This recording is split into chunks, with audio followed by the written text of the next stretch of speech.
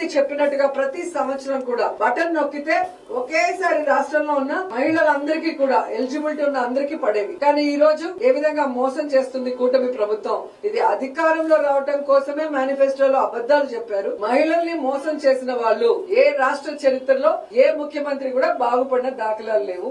Yes కరెక్టే. మహిళల్ని మోసం చేసిన వాళ్ళు బాగుపడ్డ దాఖలాలు లేవు. జగన్మోహన్ రెడ్డి కూడా మోసం చేశాడు. మద్యపాన నిషేధం చేస్తా అని చెప్పి అదే అక్క చెల్లెమ్మల తాళిబొట్లు తీసుకెళ్లి మద్యం దుకాణం గల్లాపెట్టిలో వేసుకున్నాడు జగన్మోహన్ రెడ్డి. అమ్మఒడి అమలు చేస్తున్నా అని చెప్పి నాన్న బుడ్డి పేరుతోటి ఇళ్లలో ఉండేటువంటి మగవాళ్ల రక్తాన్ని పీల్చాడు. వాళ్ళ జేబులకు కన్నం పెట్టాడు. లక్షల కోట్ల రూపాయలు కుంభకోణానికి తెరలేపాడు. మహిళల్ని మోసం చేశాడు. ఆసరా అన్నం, చేయూత అన్నం, ఏ ఒక్క పథకంతో అయినా కూడా దీర్ఘకాలికంగా ఈ రోజున రాష్ట్రంలో ఒక్క మహిళ అయినా ఇదిగో జగన్మోహన్ రెడ్డి 5 ఏళ్ల పాటు ఈ పథకాన్ని మాకు అమలు చేసినందుకు ఈ రోజున మా కుటుంబం ఇలాగ బాగుపడింది అని చూపించుకోవడానికి ఒక్క కుటుంబం ఉందా? మీకు చెప్పుకోవడానికి బటన్ నొక్కేం అంటున్నారు తప్పితే వాళ్ళు పేదవాళ్ల బ్రతుకులు ఏ విధంగా బాగుపడినాయి, వాళ్ళ జీవన ప్రమాణాలు ఎక్కడైనా మెరుగైన దాఖలాలు ఉన్నాయా? కేవలం ఓట్లని కొనుక్కోవడానికి మాత్రమే డబ్బులేశాడు జగన్మోహన్ రెడ్డి. కానీ ఈ రోజున అట్లా కాదు. ఒక్కో పథకం ద్వారా కూడా ఆ కుటుంబాల్లో వెలుగులు నిండాలి, వాళ్ళ జీవన ప్రమాణాలు మెరుగవ్వాలి అని చెప్పి కూటమి ప్రభుత్వం ఈ రోజున పథకాలను అమలు చేస్తా ఉంటే అది చూసి ఓర్వలేక